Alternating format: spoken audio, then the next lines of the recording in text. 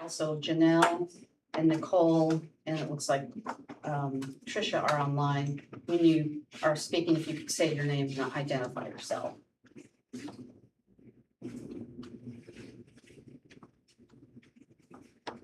All right, welcome everybody. This is Viren Malhotra. My son is a ninth grader here now at the Kentucky School for the Blind.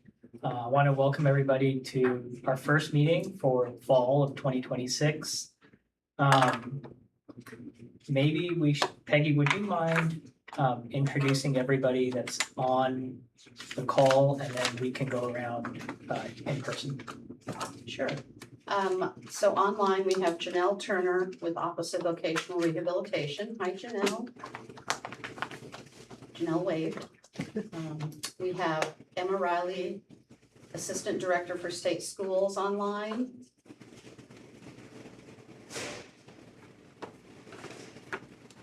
And we have Nicole Gaines with the American Freedom House for the Blind online. Nicole waved too. And then it looks like Tricia Bronger from JCPS is also on. Is the volume okay for y'all? Yes. Okay, thank you. Perfect, and I'll start maybe with Carla. Carla, if you want to introduce yourself. I'm Carla Rushfall, representing the KSB Alumni Association. Okay, we'll go to Carla's left.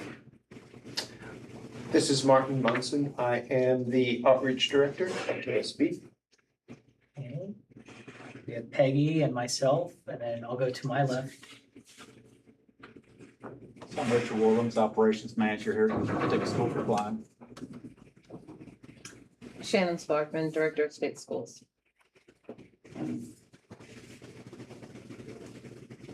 Okay. Our first order, this is Viren again. Our first order of business is the election of new officers. Part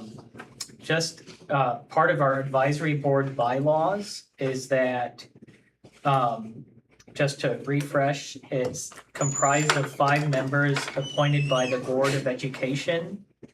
And the term is 4 years until successors are appointed. The eligibility of each board member represents sort of the various reflections of the blind and low vision community. And each member shall serve a term of 4 years until their successor is appointed, and no members shall serve more than 2 terms on the advisory board.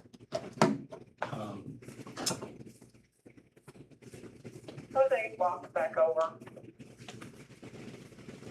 All right, so Peggy, I'm probably gonna look at you for some help here. Yeah. As far as our existing board members, let's go around and just have confirmation that each board member does want to serve another term. I think that would be best just to get that in the record. And so maybe we can start with Janelle and what area you represent, and if you are interested in serving another term. This is Janelle Turner. I am representing an at-large position, and I am interested in serving another year. This is my 2nd term. Perfect. Nicole? Hi, I'm Nicole. I'm at the American Printing House for the Blind, and I am a community representative, and I would be happy to serve for another year. Thanks. Perfect. And Tricia? Good morning, I'm Tricia Bronker, Director of Greater Louisville Education Cooperative, and have served as secretary previously, and would be honored to support whatever's necessary and needed for the advisory. Carla? Carla Rushfall, I represent the KSB Alumni Association, and I was just appointed to this position last year. And yes, I would be interested in continuing. Perfect. Viren Malhotra and I too would be represent a parent of an enrolled student and would be interested in serving again. Darren, if I can, Please. okay, so, the way that the terms work as far as the 4-year terms, once those terms come up. Yep. KDE publishes a self-nomination. And those are usually sent to me, and then we have a committee Gotcha. that looks at those. And then recommendations are taken to the KBE, because the KBE appoints, Mhm. like with every new term, as someone is rolling off, they'll appoint the next person for vacancy. Okay, I did talk to our policy advisor, Melody, and she helps us through communications, getting that information out. And we were digging into the dates, on everybody. I had some of the years, but I don't have the months. gotcha. So we're cross-referencing that. Okay. And as soon as we have the exact dates for everybody. Yep. Then I can let you know who's getting ready to roll off and anyone interested in continuing to serve, which is great. That self-nomination will be published through KDE Communications, Okay, and they can just, it's a quick little form that Gotcha. they, fill out and send to me. okay. So as far as, I know in the fall meeting, we had discussed renewal in this meeting. Is that next step then turned over to you, I suppose? Yeah, but as soon as we know who's rolling off, Okay. then we can go ahead and get that and then make sure that all of the official documentation is Gotcha. in and the KBE approves the next term. Gotcha, gotcha. And I believe that there may be something included in there that that person can continue to serve, if they're able, until we can get that position filled. Gotcha. Okay. So then we're just kind of in that transition period, but we'll Okay, move forward as normal and then gotcha. get everything, officially taken care of. Okay, do you think that we'd get that done by the next meeting?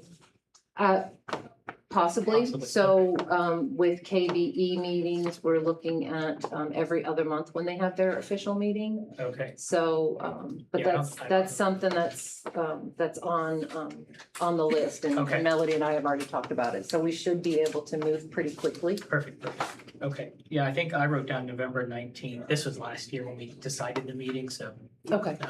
neither here nor there. Any other comments from our advisory board? I think we'll put this on hold, get some more information, then hopefully circle back in November. Thank you. All right, perfect. The next item is the approval of the board minutes. Those were passed shortly after the last meeting. I just need 2 people to approve those meetings. I would move to This is approve. Nicole. I will, motion Perfect. to approve. Perfect. Thank you, Nicole. Thank you, Tricia. Second.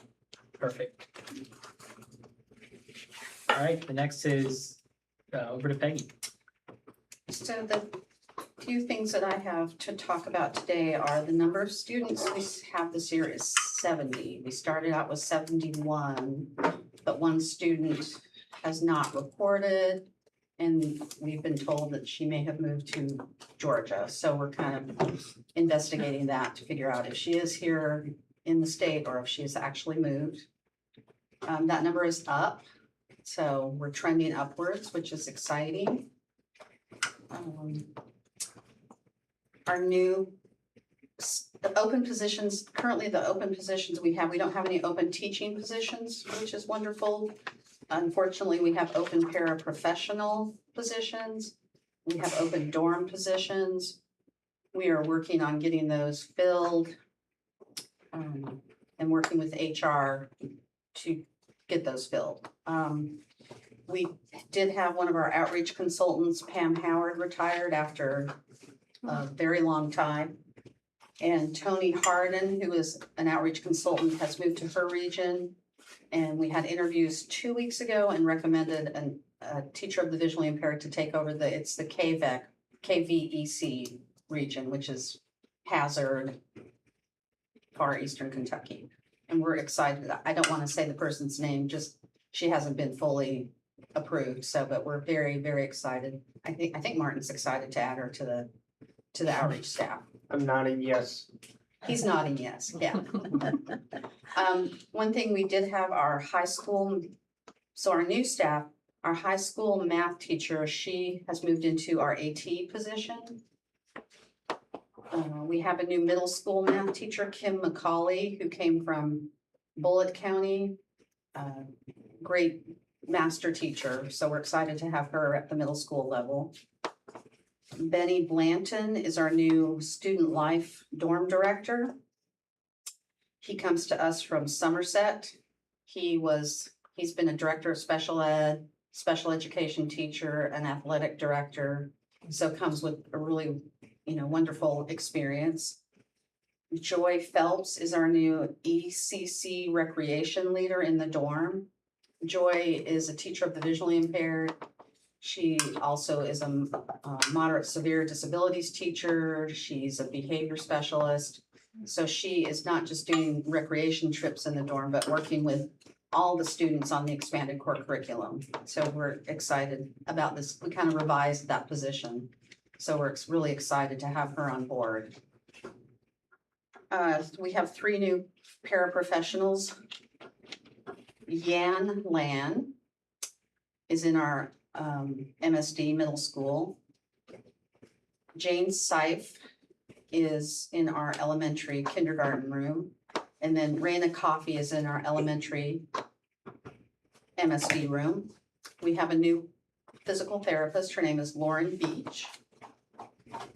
We have Lexi Marshall is our newest LPN. She'll be our second shift nurse. I'm sorry, I'm going back and forth between my notes, making sure I don't miss anybody. And then Mitch Domke, who was here for years in outreach, has come back to work in food service. And we do have a position open in food service.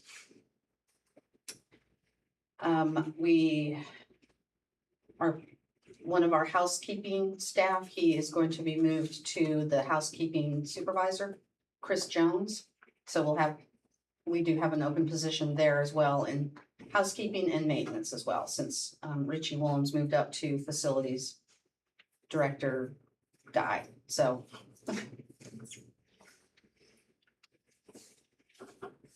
I think that's all our new, I think I got all our new staff.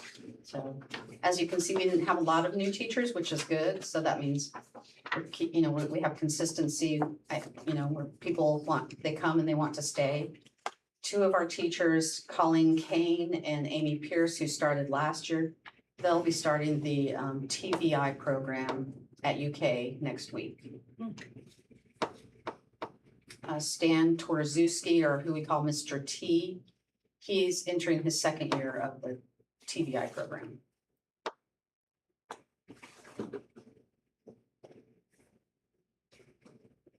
Good. Yep. Perfect. Emma.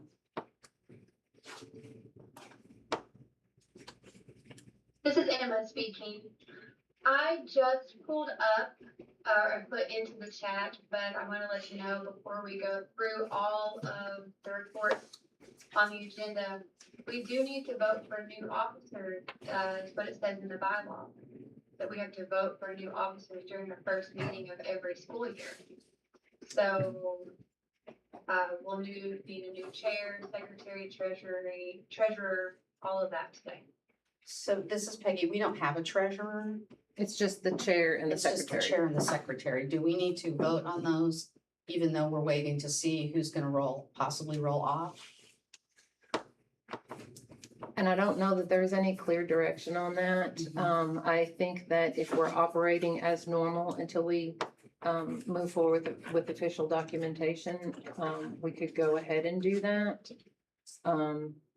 Or if the board is going to do some kind of vote, I don't know that that actually is addressed. Let me double check.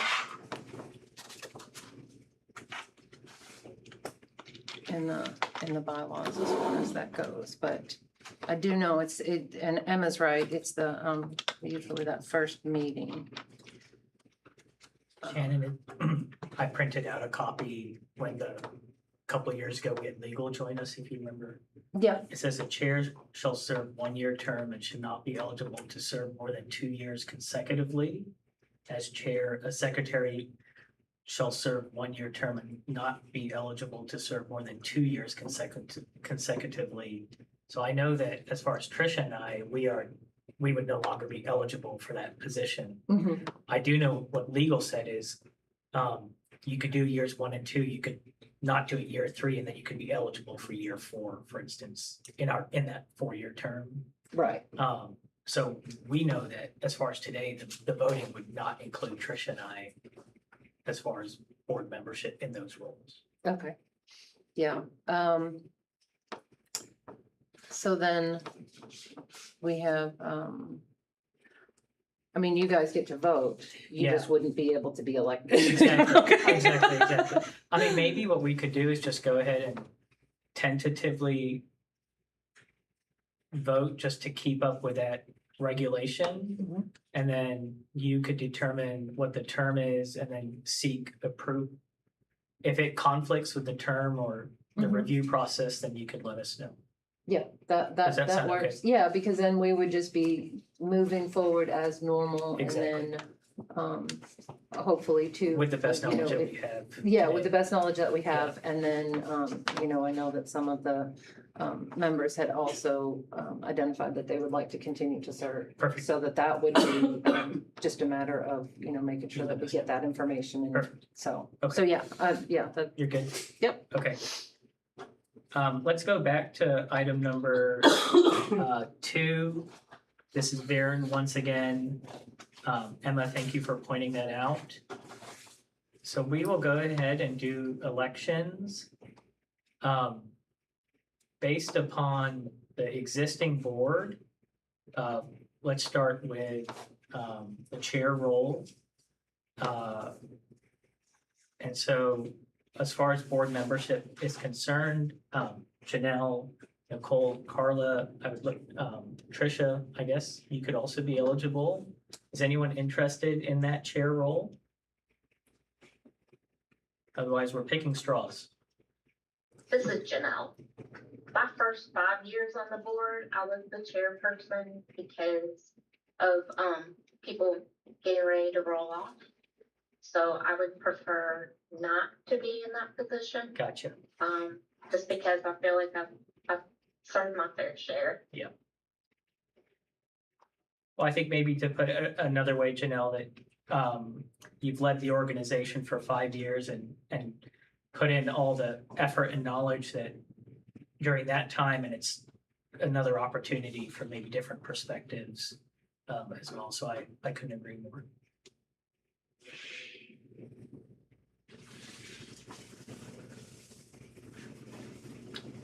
If it's not to put anyone on the spot, so we can maybe this just it works that we have not elected. I'm looking at Nicole or Carla. If there's interest there, that maybe we can take this offline because I know it is a big decision.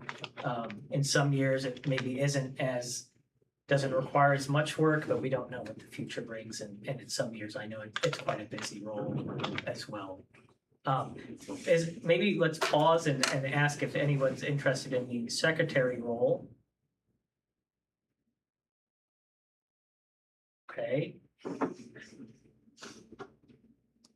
All right, maybe let's pause there as well, and we can just maybe start a sub-thread offline. Shannon, maybe getting your information would be helpful as well. That may be helpful. I don't know that we can do it offline. Actually, this is probably perfect timing for Okay. Chris. Okay. All right. So what we're trying to navigate right now is the election of new officers. Of course, we had talked about moving forward as normal. We're trying to figure out whose term is coming to an end. And Melody and I are working on that, but just moving forward as normal. I don't know that we have anybody that's ready to discuss that or take on that role.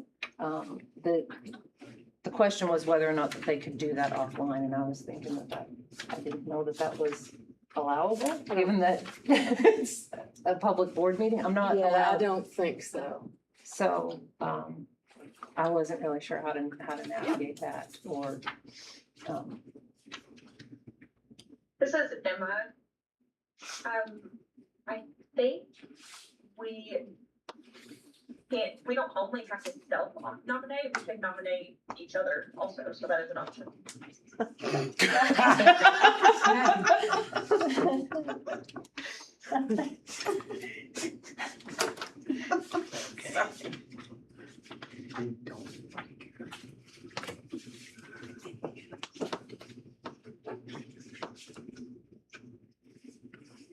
I do know, this is Darren speaking, I do know that the bylaws state that existing membership can maintain the role until a new individual is elected. So I think for that reason, maybe since we have reached an impasse in this meeting, we proceed in our existing roles and then hopefully get clarity from Shannon, you and team and by November, hopefully. Well, I can certainly consult with legal Okay. as far as, Okay, you know, how to deal with that. all right. Sounds good.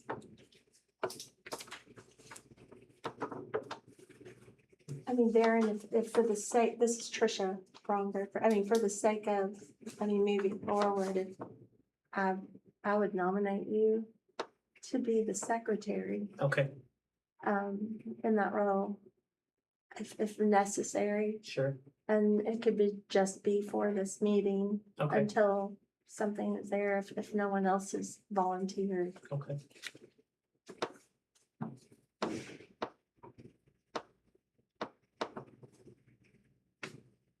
Tricia, is this where I nominate you?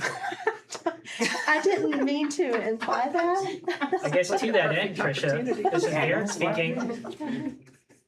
You've proven yourself in that secretary role. We can support one another during this transition. Okay, sounds good. Okay. Okay.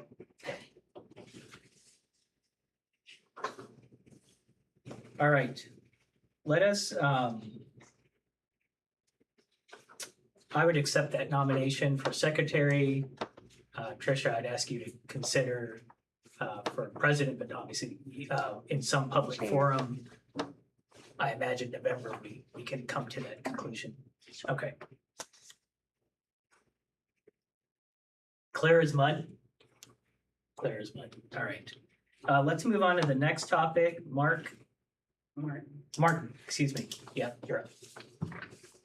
All right, I think some folks wanted an update on outreach. So, Peggy kind of mentioned we had an open position and that we went through the interview process. We've made a recommendation to HR and hopefully that person will be able to start soon. One of the things that we have to consider, because she's a TVI in the state, that they would let her out of her contract. She seemed to think they would when we had those initial conversations during the interview process. But that's one thing we have to consider as well, even after the offer is made. So I'm pretty sure she would accept as long as she can be released out of her contract from her local school district. So there's that piece going forward currently, and that open position was in Eastern Kentucky, the KVEC region.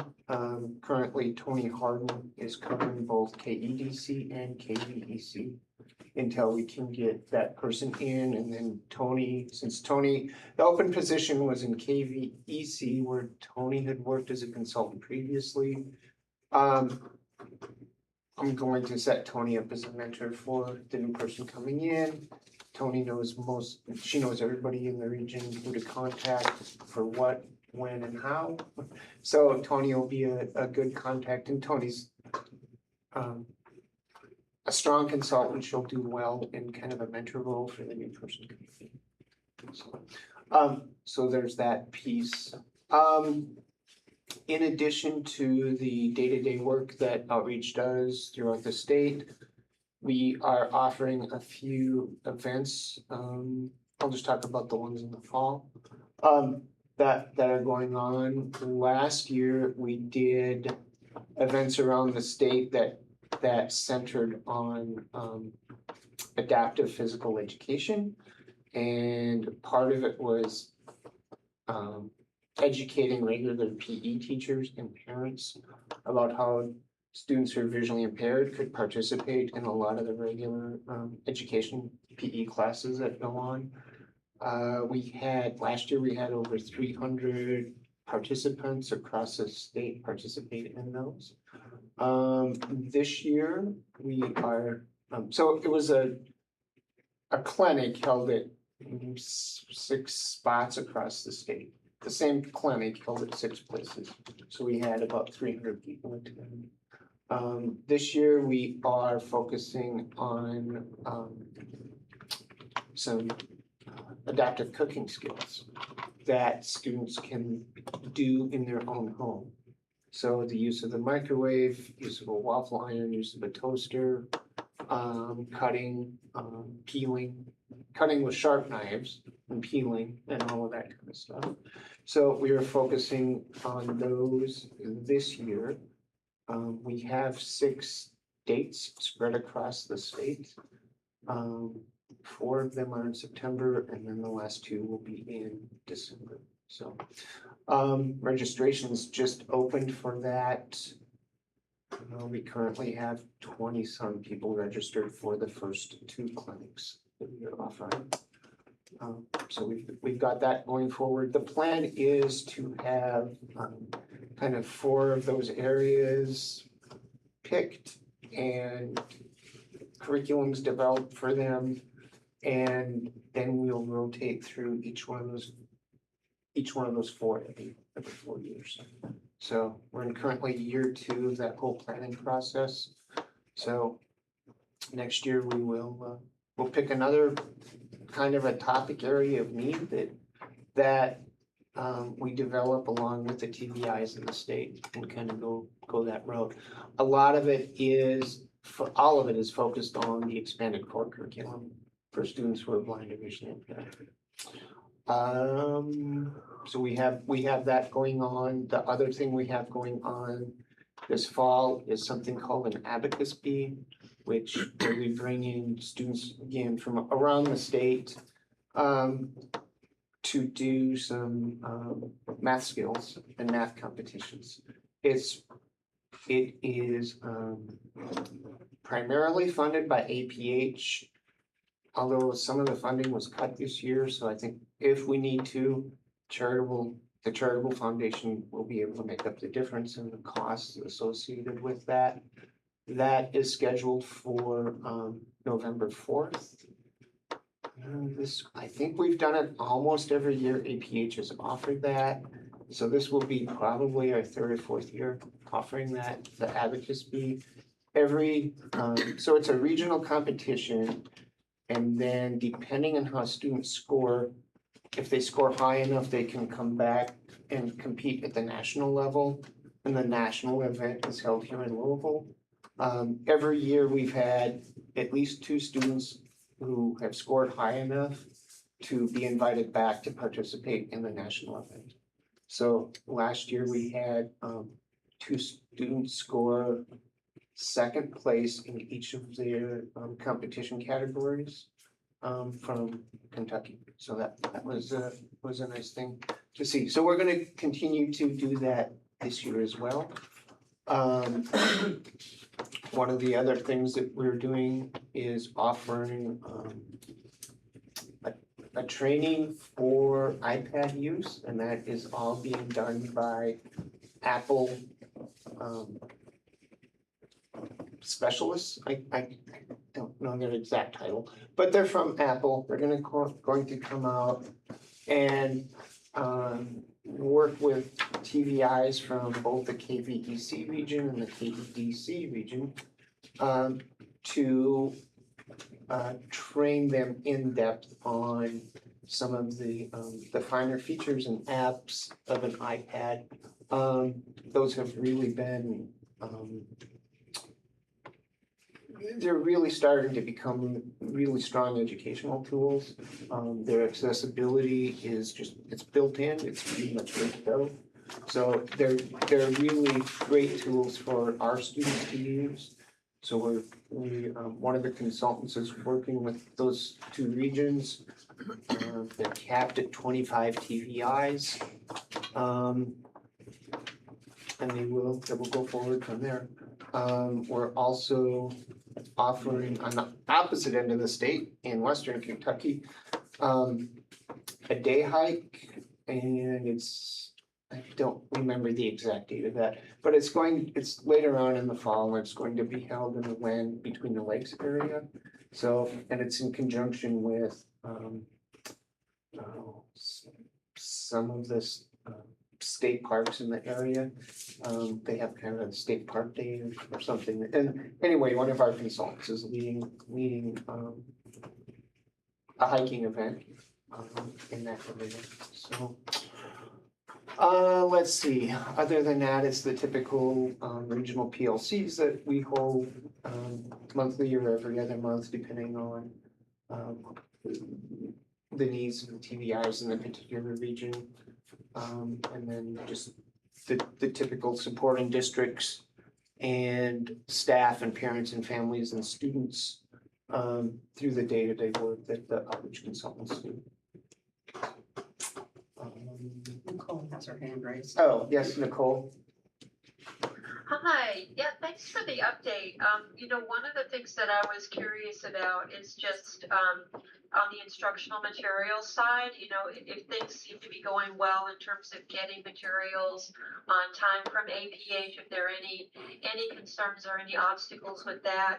I am aware that, the folks in my area at APH who are not actually directly involved in textbook production, but are involved on the NIMAC side. We've been working really closely with the ex officio trustee and with the TVI in Jefferson County to try to get some algebra textbooks, and I was personally disappointed that APH did not deliver those what I would consider in a timely way, and so I would just be really interested in trying to see what we can do like from the APH side in terms of if there are any challenges that you guys are seeing in terms of not getting materials on time for students or anything else. Just happy to try to help with that. I know one of the things that more generally APH has been really focused on this calendar year is speeding up Braille pre-production, and I don't think we're there yet. And so, so this is just a little bit of a side note that, any kind of update or any kind of challenges that you're having with that, please feel free to loop me on that, because I really want to ensure that, we can support what the students need, who are getting materials from the Instructional Materials Center. So, Okay. thank you. Yep, I think in regards to that book, I think the first 2 volumes of it have been delivered. And I think that either the teacher or somebody from JCPS has picked those up. So,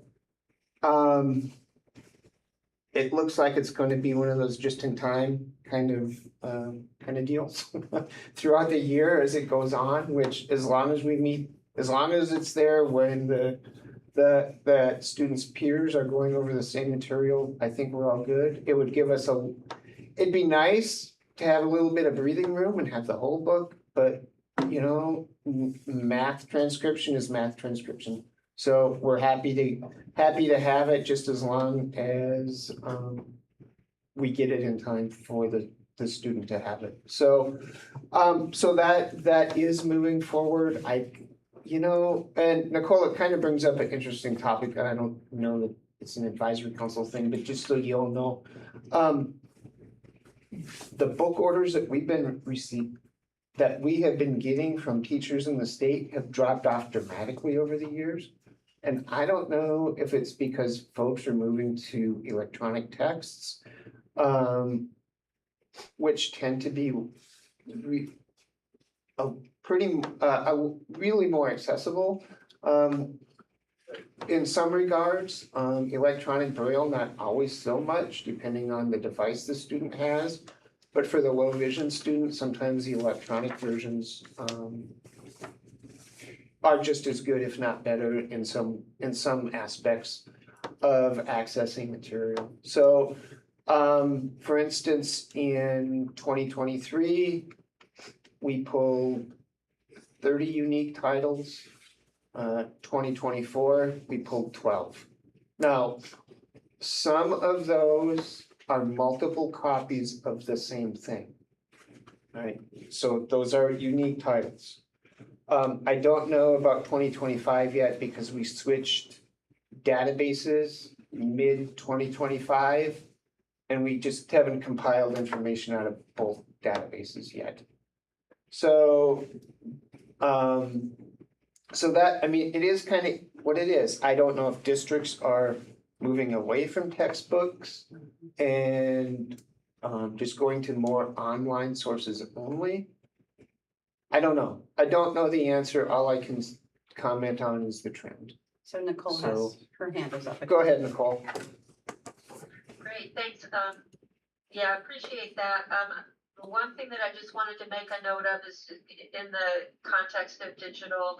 I know that KSB did acquire 15 Monarchs, and just as a quick update in terms of delivering Braille in a digital format, we are planning to launch the quote-unquote production-ready version of the BRF to eBraille conversion tool next month. And so would just be happy to support KSB in terms of if you're interested in exploring eBraille for your students, would be happy to support you with that. So This is thanks for the Peggy. update. This is Peggy. I can answer that. So yes, definitely. So for folks, do you want to explain eBraille and, you know, the Monarch device, we did buy 15 and from APH a couple of years ago. And it has not only a refreshable Braille display, but it also has a tactile display that will pop up images on it. And so I know APH has been working on it, the Braille Yes, tool, so that students can access textbooks on the Monarch. Yeah, this is Nicole again. Basically, in order to kind of support this new multi-line refreshable Braille device that can, as Peggy noted, have integrated tactile graphics in the user experience, they're basically what we had been working on as an international technical specification effort, is what's basically sort of a new variety of EPUB. It's going to look a lot like EPUB 3. And so it's basically an ebook format that uses Unicode Braille and allows for the integration of quality tactile graphics to be in the same file as the Braille. And so that's the eBraille, specification. Things are finally, you know, after several years of kind of development and then also working with software developers, we are finally at a point where we're just about ready to field test eBraille as a format. APH actually has almost 500 students in a Monarch student pilot project, and our goal is for beginning in October, what we're going to be doing is field testing eBraille as a file format with those students. And the way that the initial eBraille files will be produced is using software that can convert BRF files and the PDF graphics that were created for an embossable Braille book and converting that into the eBraille format so that students on the Monarch can use it. So we're really excited to start getting feedback from students in using that format. And that BRF to eBraille conversion tool that is going to be freely available. There's actually a version available on our website now that can be downloaded, but it's an earlier kind of beta version, not quite ready for prime time, but we're hoping to have a really good version of the software available by next month. And so we're just really looking forward to having students use this in the classroom. And I would also note that one of the things that's really exciting about the next update to the Monarch software is that there's going to be a new tactile viewer incorporated into the 2.0 release. That release is scheduled for the middle of September, and there's gonna be a lot of really cool new features, but one of the main items is that there will be an ability to get an AI description of a tactile graphic. There will also now be 8 Zoom levels, and there will also be SVG image file support. So a lot of changes coming up for the Monarch as well. So so we can definitely, Peggy, like kind of connect offline and just kind of coordinate it, just see how we can help you guys sort of begin looking at this format and working with it with your students. Okay, thank you so much. Sure. And just, Nicole, just to tag on to that, we're coming to the end of the quota year. They follow a federal government calendar. So they end at the end of September. We're looking at using a nice chunk of our quota funds to purchase some Monarchs for use out in the state. And then next summer, I'm gonna work with your outreach department. And we have a conference each summer called Gateways, which is PD for TVIs around the state. We're gonna take a day and then of that 2-day conference and then focus on the Monarch. And we should have enough for small teams to work together on that. But Nicole, I'll work with, I don't know if it's Paul or Leanne over in your outreach, to kind of get all of that scheduled as we get further along in the year. But just know that we recognize the utility of the Monarch and what it can do for kids in the classroom, especially the graphic information that it can convey to students, which has always been challenging for Braille readers on electronically. So we're gonna look at pushing that pretty hard out in the state as well. It's exciting. And unless there's any questions, I don't have any other outreach information for anybody. Unless anybody had questions on anything that I covered. So for those of you that don't know, back when I was at TVI in the 90s, 2000s, we used to get textbooks like social studies textbooks for Braille readers. And they wouldn't even put the graphics in. There would just be a note, please see your teacher. And so TVIs had to recreate these. And at the time, we didn't have these, Tiger and these embossers that would do the graphics. So we would do them by hand, which would take hours. And I hate to say, but there's probably some kids that I worked with that have a very warped perception of what Texas looks like. So, so really the advances that have been made are just astounding. And so, the outcomes for Braille readers and understanding tactile graphics and having the opportunity to be part of that is just really amazing, wonderful. I have one question. Just for clarification, I want to be sure I understood what was said about the number of books declining. Did you say that in 2023?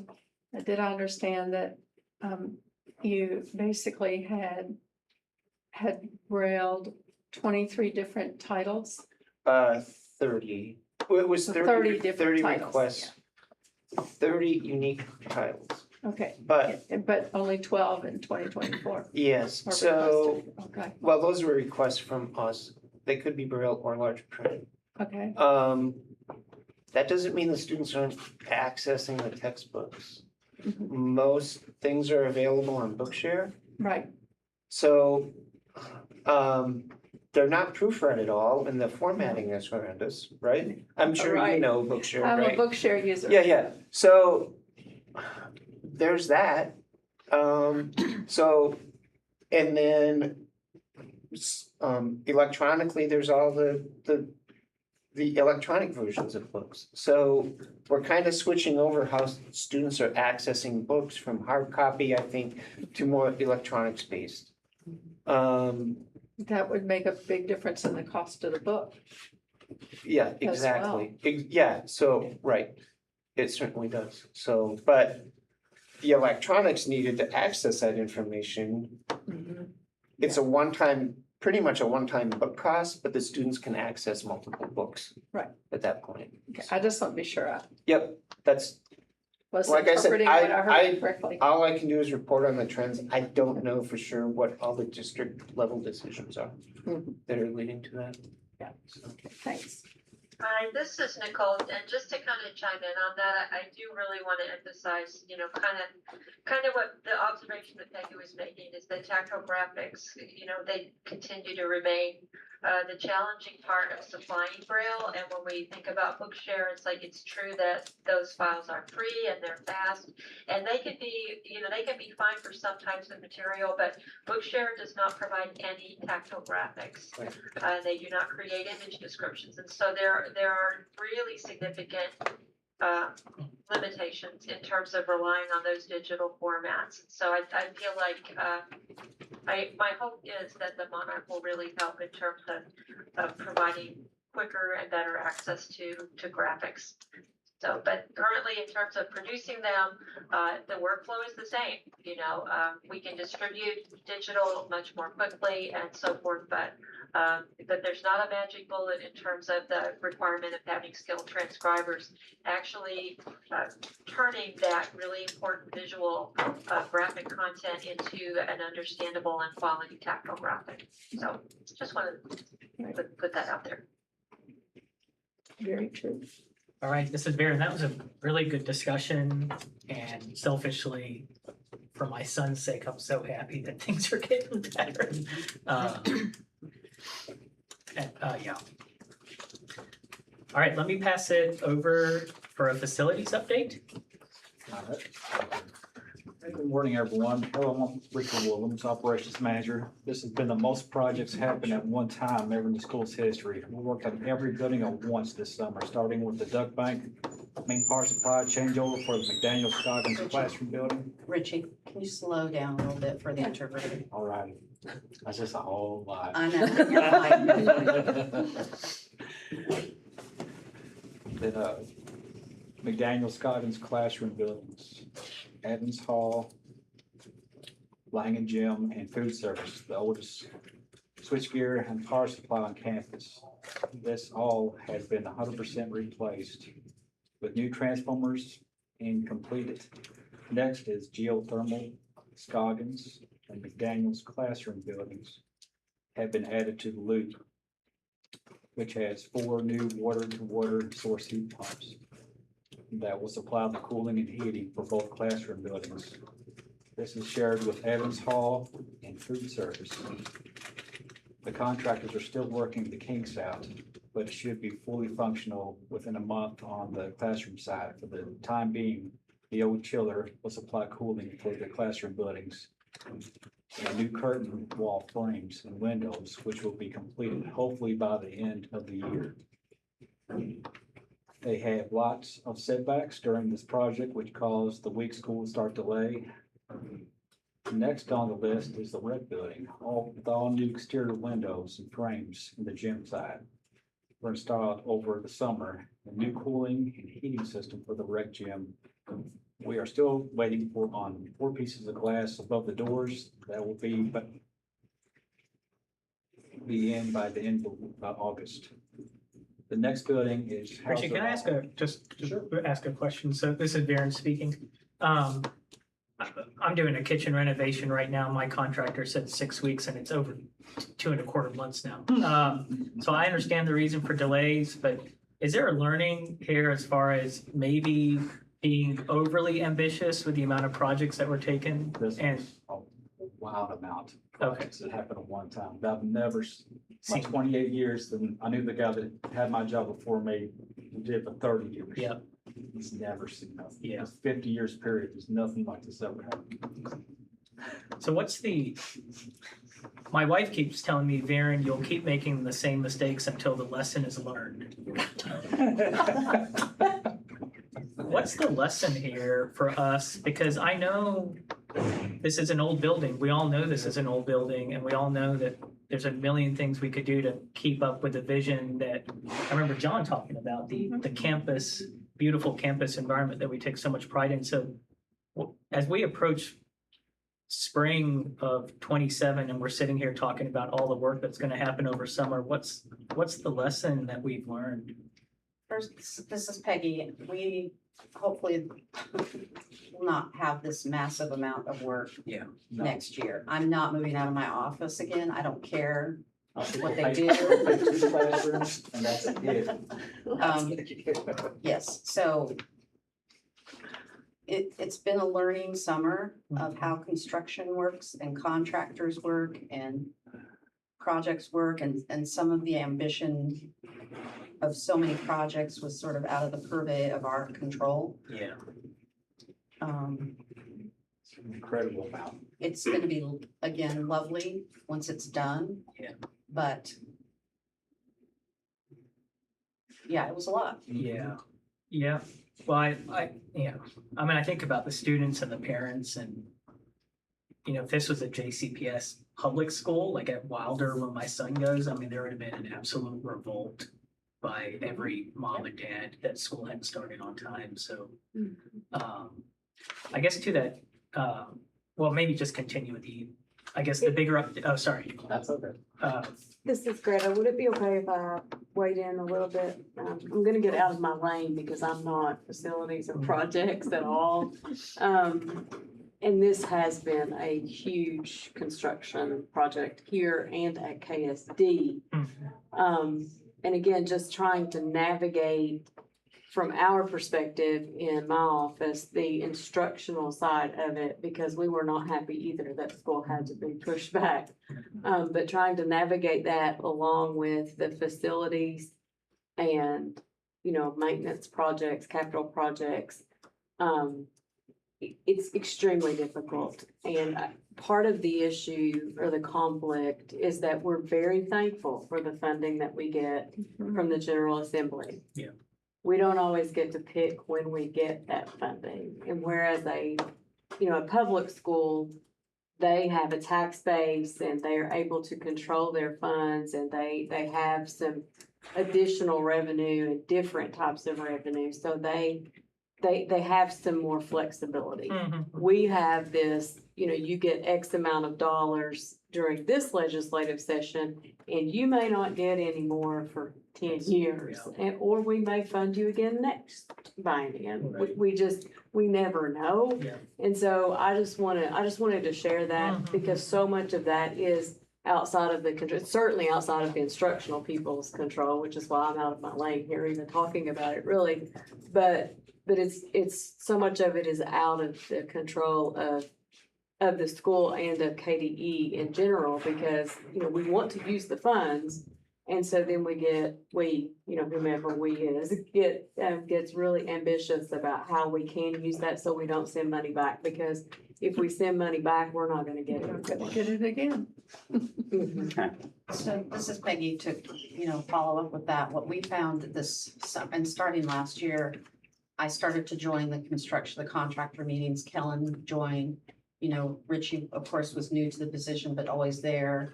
And so kind of what we found was it was really important to bring that educational piece to the construction piece. Because, they're just thinking about dates, Yep.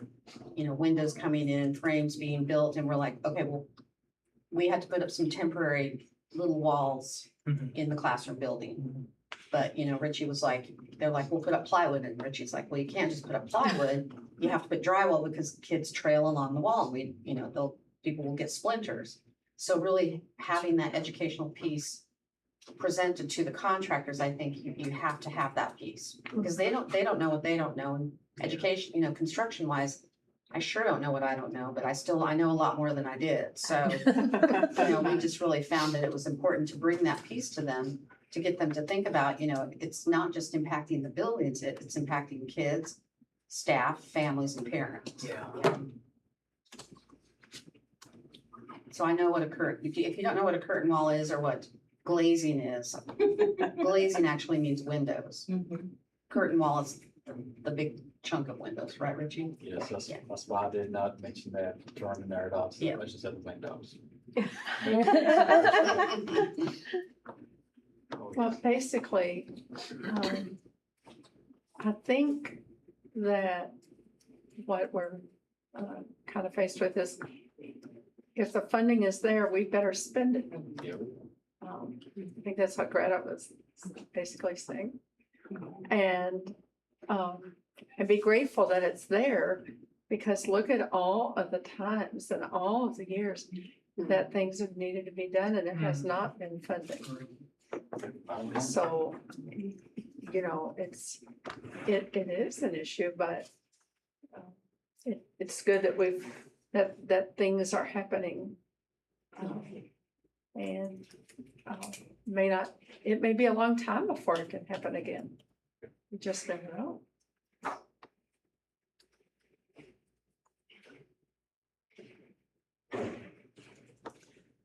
All right, continue on.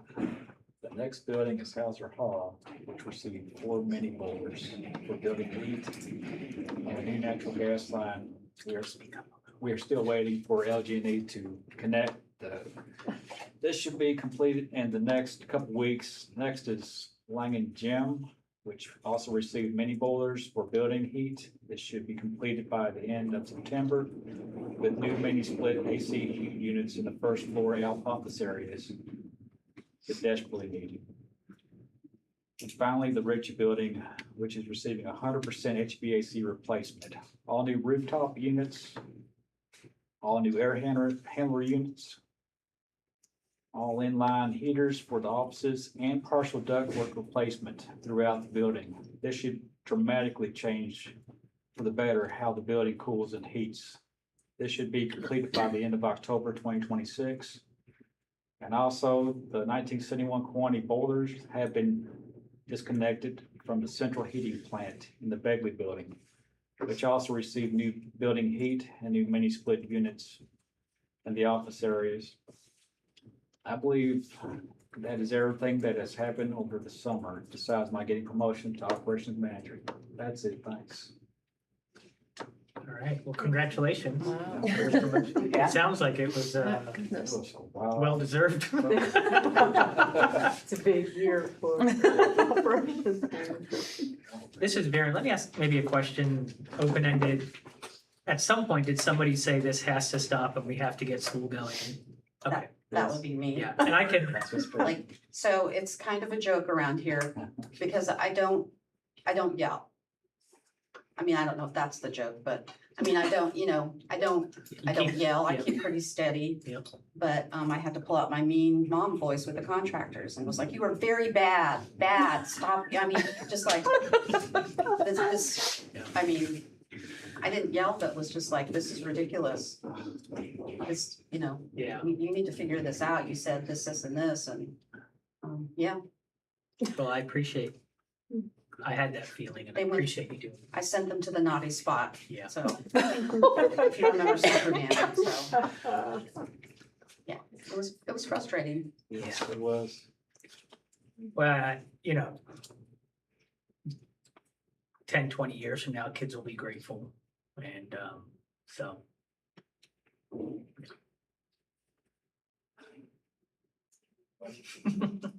Guess you'll have any questions, you already answered them. All right. Thank you for that update. Shannon, I'll pass it over to you. Okay.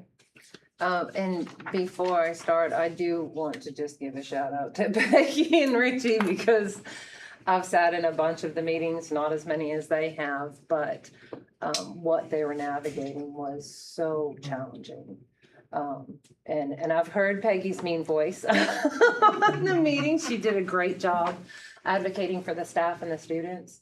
So I do want to give a shout out to that. Thank you. And I know that it seemed like most of July, I feel like even for Greta, every time we had a conversation, it was about construction. So it was just all around, but I do want to give a shout out to them. And then also for the teachers and staff coming back, because the flexibility in making things work and just kind of digging in and doing what you can. Peggy and I were talking about that earlier this morning. That we are very lucky to have a group of people that will, that'll navigate that as best they can to make it work for students. So I'm truly grateful for that. It was very much, we can do this, we will figure it out. And, to Kellen Garland, our assistant principal too, he really shout out to him too. Yeah, For absolutely. keeping Helped out a lot. track Yes. of everything in his head, so, but yeah, the staff was pretty amazing. They're like, we got this. We don't want to delay another week. Yeah. We're gonna figure this out. And nobody cried, nobody threw temper tantrums. I mean, they just were like, what are we gonna do to get the kids back? So, Yeah. so And shout out to when, the staff. absolutely, when you see everybody come together like that, you know that their focus is on students and families, Mhm. and that is invaluable. So I do really appreciate that. I just wanted to give you a couple of updates. One of the things that I think came up over the summer was the policy review process. So I wanted to share what that looks like with the board, because I know it's a very tight timeline, and some questions had come up around that. So I figured if I just kind of gave you a rundown, then that would help also your understanding on what that looks like every year. So the Kentucky School Boards Association provides a model policy service to local districts across the Commonwealth and KSD. And each year following the legislative session, they will develop and update any policies, in alignment with laws that were passed or regulations that were changed.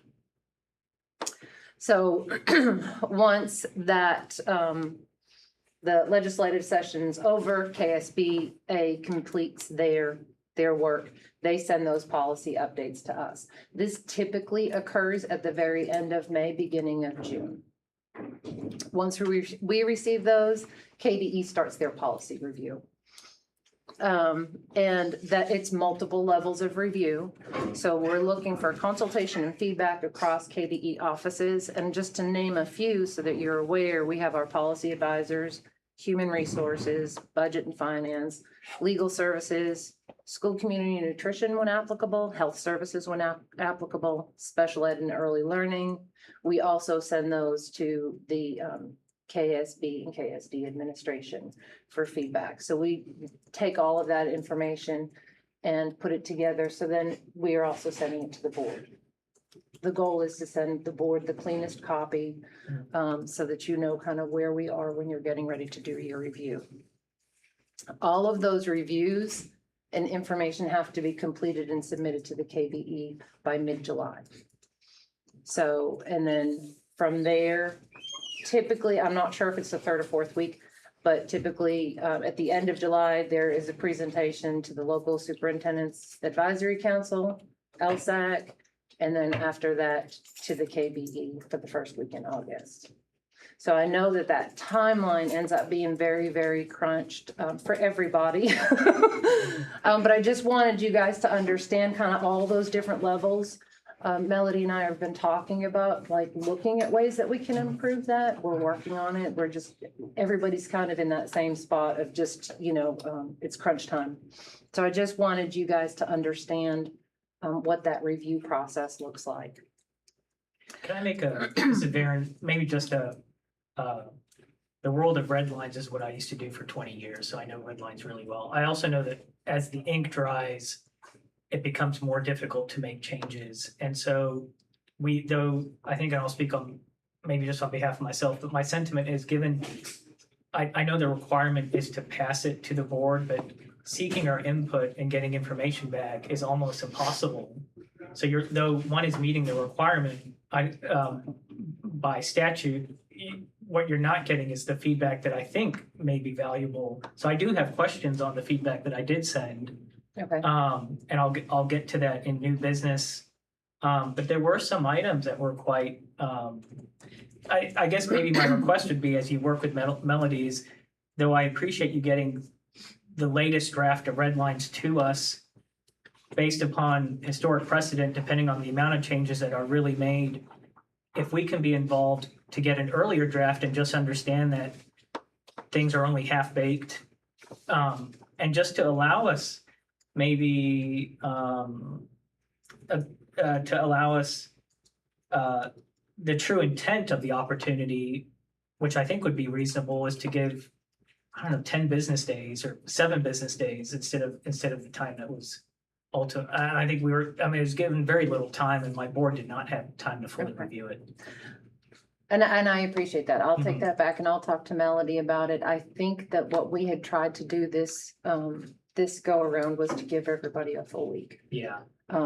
But I'll see, what we can do, and I appreciate it. I do wanna let you know that, because there were a couple questions, I think in the email that you had sent back. Mhm. There are certain things that we look for every year when we are doing those, and I just wanted to kind of Mhm. highlight a few of those for you. So every year when the policies are reviewed and revised, we wanna make sure that applicable IDEA language is included in, those, areas. You know, we do, while we adopt most of them, we also, you know, modify, some of those policies. Because some of those provisions might not align with our students, specifically with our students. So we do consult with legal as far as that kind of modification. And there were two specific areas this go around that kind of jumped out, and I think that one of them was to, kind of related to one of the questions that you had put in the email. And that was, policy 08.1, which is a reading curriculum policy, and then 08.13, which was the dyslexia policy. Mhm.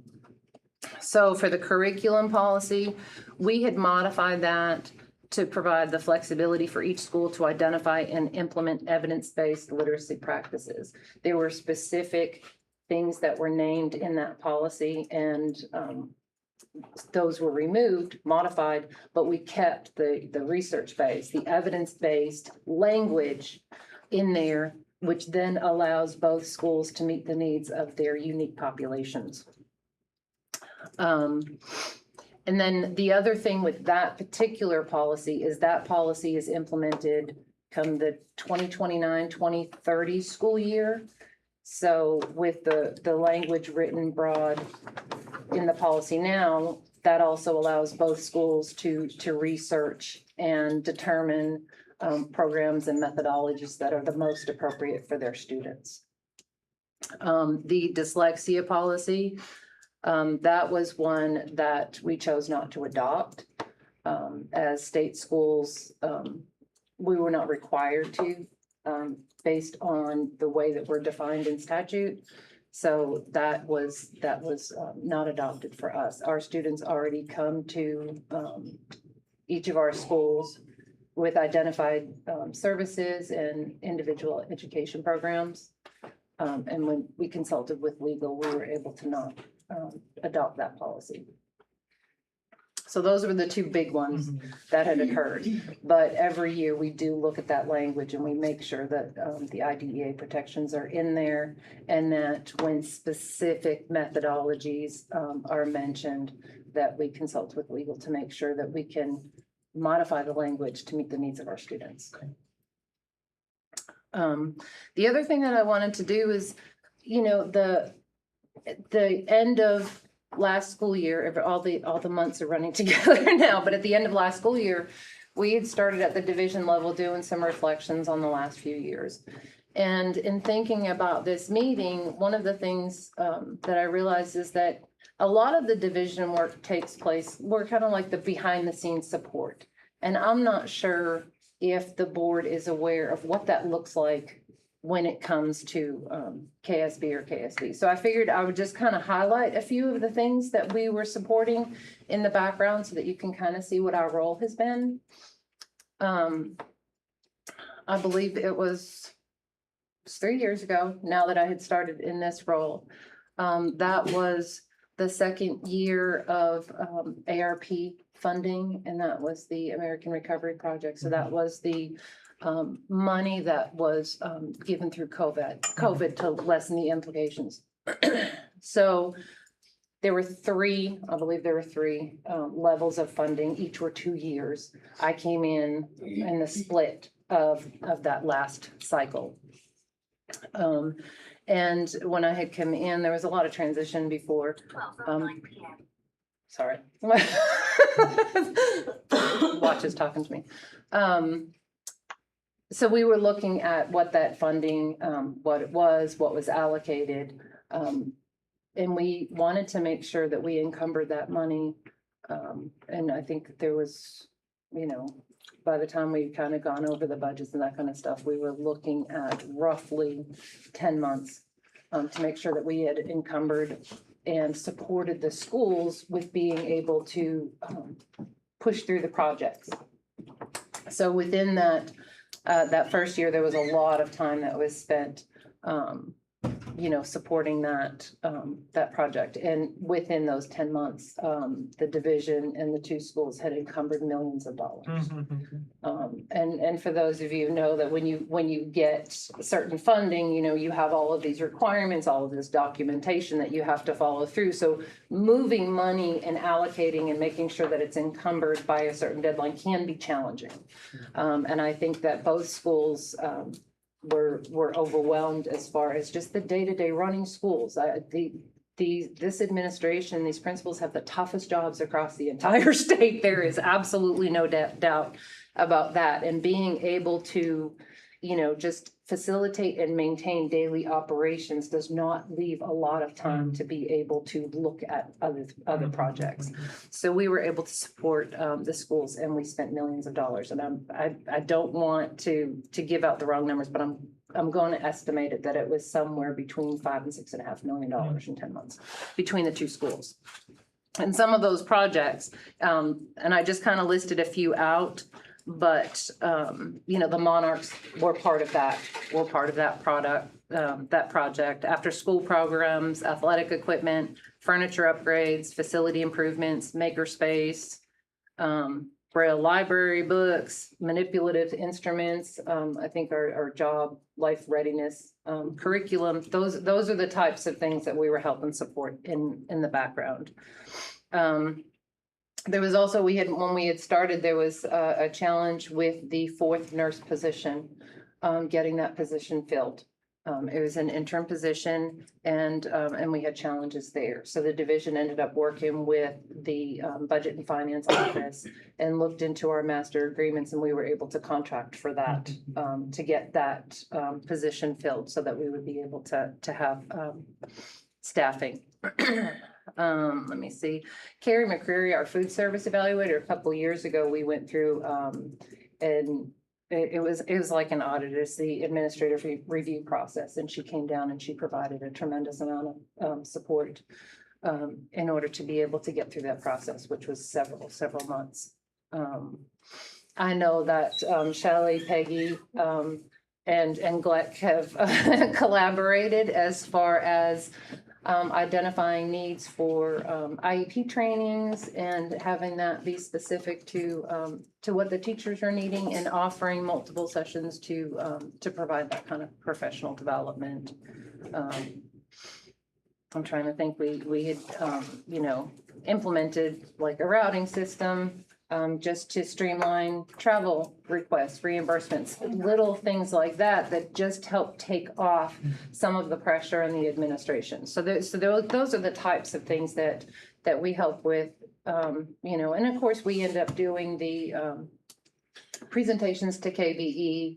You know, we've done the beginning of year training where we've shared information about the schools, and then our DOS Institute, which is our Director of Special Education. That institute, which is every other year, we're getting ready to have it next week with OSEAL and Martin Monson and you're fine. Martin Monson and Tony Peasler are both going to be presenting to free resources that they have to offer, so that all of the directors are aware of that. So I just kind of wanted to share a little bit of some of the work we do, because I know you don't get to always see that. But it's just one of the ways that we try to support the teachers. But in doing that, it's so that they can do what they do, and they do a fantastic job. I could not be more proud to be part of a team that everybody stays focused on the students, and regardless of what challenges we face, we'll figure it out. And knowing that at least helps me sleep. You know? It's pretty powerful. So that was what I just wanted to share that with you. This is Varen. I think on behalf of the parents, we appreciate that update. I remember having a supervisor and especially really good ones that were consistently in their role, and it made my life a lot easier, so I can appreciate. I get a better sense of the work that you do for the leadership here at Kentucky School for the Blind. And it feels like a very good symbiotic relationship. And Shannon, just grateful that you've been here in this role and for a few years now, and I've got your cell number, and I have your cell number. So that's been really important on behalf of the parents, especially. Thank you. So. All right, let's move to new business. Nicole, this is Varen again. You had was it a regional outreach update or a question over email for a topic? I can't remember now, but I remember you wrote something. No, this is Nicole. No, I don't think so. I think I was just kind of interested in knowing if there was any other way we could support like the outreach folks and the instructional materials center. So I think that was all it was. Thank you. Okay, perfect. I did have a question about the makeup days. Has that been decided? Yeah, okay, perfect. Yes, a new calendar should have been sent out. I'm sure Krishna's gonna. I'm sure he does. I'll make sure updated calendar is on the website. We, I think March the 26th, it's the Friday before spring break. We have made that a student teacher day. And then I think there's 3 days the week prior to Memorial Day. Again, I can't think of the dates in my head, but in May that we have added. Now, that being said, a few of these days are days that Jefferson County is out. So, We didn't figure out transportation. yeah, so we, again, unfortunately have no control over Jefferson County transportation. So, we will be out before Memorial Day. You know, again, granted, we don't have a horrible winter and use all our NTI days, but We don't. What % of students roughly are unable to attend when Jefferson County cannot provide transportation? that's a good question. So, that can't attend, I don't know the percentage. We have some that, I think we have, of the 70 kids, probably over half come from Jefferson County. Yeah. So we have probably 3 or 4 students, maybe 5, that will come in when Jeff County doesn't provide transportation, like the families can bring them in. Yeah. We do have families that, the parents work or they don't have transportation that can't, so probably, I hate to say this, probably 75% of the Jeff County students will not come in if the transportation's not available. Yeah. Changes. That's not an Yeah. exact number. Yeah. I mean, this is Varen, it's really hindering and, it seems very stark. Man, we all can. I don't know what could be done to solve that, but that seems like a gap or an opportunity to put some intelligence behind. If there's anything that I can do to help, or if there's ideas that we could spitball, I'm not sure what the solution is, but that's quite a bit of a population that's going without lessons because of transportation. That's what that feels like to me. Okay. I know many years ago, right, KSB had its own transportation. Or some, no, we never, okay, We okay, have a bus, gotcha, but we never provided, some residential schools around the US do have their own bus fleet and they provide transportation, but KSB has never okay. provided transportation And full-time. this The is Shannon, parents just brought the kids in, Yeah, because I was one of those kids that they made sure got here. And so was your granddaughter. And one of the stories that I know is true because it happened to me, had a snow day, and I was so pleased because, couldn't get to school. couldn't walk to school. And, but the principal came and knocked on my door and said, come on, we're going to school. And we did. This is Shannon. So, and I know that, you know, when we visited some other schools that we've seen how that, may look different across the country. So the transportation and, how that is provided for students to and from school is written into statute. So as far as like, I guess it's kind of, it's one of those areas that we need to figure out how to navigate. We've had several conversations on how do we do this, but then at the same time, because it's written in statute that districts provide transportation, we're very limited in how we're able to look at that resolution. So alternatives are not, this is Tricia, so no, there's not an opportunity for alternatives in that change because of the statute language. That's my It's understanding. probably Yeah. the process.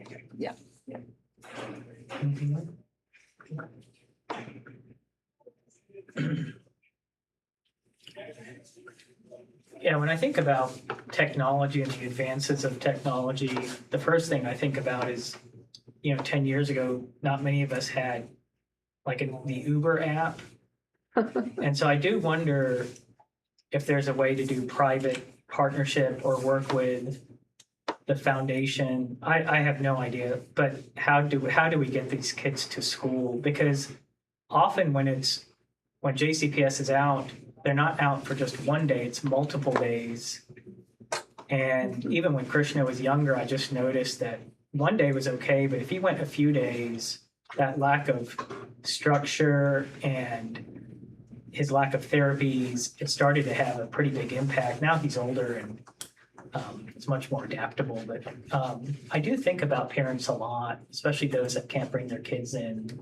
I don't know, is there a subcommittee that we could create just to work with teachers and parents to just even spitball some ideas and make sure that we're staying within the boundaries of the regulations? I just wanted to throw that out. I'd be happy to be part of that discussion, and I'm sure there's a couple of families that would be excited to be part of that too. I could consult with general counsel. Okay. As far as what, how we're allowed to navigate that. And I don't know, it may be something that, we may need to look at inviting general counsel to one of our meetings. Okay. For that discussion. I'm not sure, but Okay. I'm happy to reach out. I just know that when it comes to, something that's being written into law, like Katie, you can't just, No, for sure. yeah. So yeah, let me just reach out to general counsel and figure out, what those parameters are, Okay. Yeah, for as sure. far as moving. Okay. But don't you think that one of the, sometimes what is considered, over the years, what's considered a day student has certainly changed. Maybe I'm wrong, maybe I have wrong information. And if I do, I certainly would be glad to stand corrected. But if I'm a family and I live in E-Town, is my kid a day student? We do have students that come from E-Town that are day students. We have kids that come from Hardin County, this is Peggy, that are day students. Yeah, I mean, that definition has changed, so the number that's affected by there not being transportation would obviously have changed then from when you would have expected a student from Elizabethtown to be in the dorm. Right, so really Hardin, so Jefferson County is really the only one that will not, if they're not in school, provide transportation. Other districts, unless it's weather related, my battery's running low. Other districts, if they don't have school that day, typically will bring the kids. It's just Okay. Jefferson County. because, I mean, their transportation is a monster. Well, Our whole deal could be a problem. Yes. I don't know if this one. See if this one-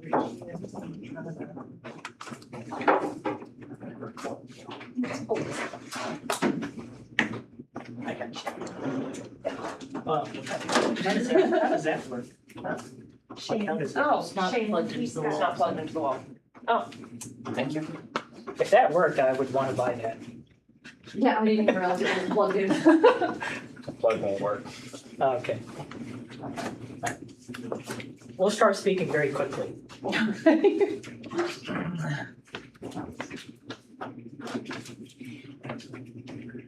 All right. The only item that I had that was probably I was most interested in with regards to the changes that were being proposed in the Melody document from July 7th was really around the expansion of school safety and security. What I found interesting was that guardians may now be used if a certified school resource officer cannot be obtained. Expanded emergency planning, more detailed visitor control requirements. I understand all of that and maybe the reasons behind that change. But obviously, if you're serving a student who's blind, it's much more confusing than being in a traditional district, including evacuation procedures and lockdowns. I even know with construction that's going on, my son can't even navigate through the kitchen right now. So do we have, I guess my question as an advisory board member is, do we have staffing and funding to meet these requirements? And obviously maybe just share a bit of background around how these procedures will be adapted for blind students. And are there any unfunded mandates with regards to that? This is Shannon. We do have staffing or funding Okay. to meet the needs. So as far as, we have our SRO, we contract with the St. Matthews Police Department. And we do that through, KDE ends up doing, we just renewed that contract. I believe it's a 2-year contract and so we look at that every 2 years. Gotcha. So we do end up having that. And then, of course, on KSB's staff, we have our safety administrator as well, to be able to navigate some of the expectations and the reporting requirements. In addition to our SRO, KDE also contracts with security to offer security for following the day shift. So we've been able to meet those mandates. And as far as like navigating like emergency procedures and so forth, that ends up happening and being developed in-house so that they can go ahead and determine like appropriate routes and drill procedures and all of those types of things specific to the needs of the school. Got it. Okay. Oh, yeah, absolutely. Thank you for that. Yeah, no problem.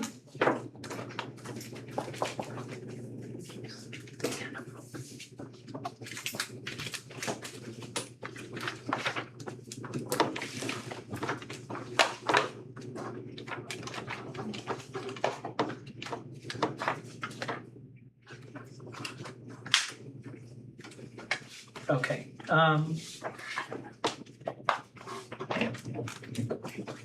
We can move on to board recommendations if there aren't any other board items. Okay, this is Varen speaking. The only, I put placeholders down because between now and our next meeting on November 19th, I don't want to forget, but Shannon, maybe between then or on that date, we can hear from you with regards to maybe the legalities around at least evaluating when Jefferson County is closed and the impact of the students and potential discussion and ideation around alternate solutions so we can get these kids to school.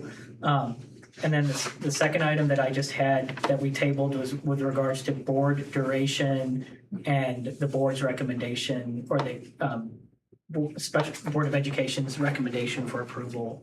And so we've had that tabled too. Yeah, and that would be the self-nomination process, so, Okay. yep. All right, we don't have any public comment. And so it is 12:30 and I move to adjourn this meeting.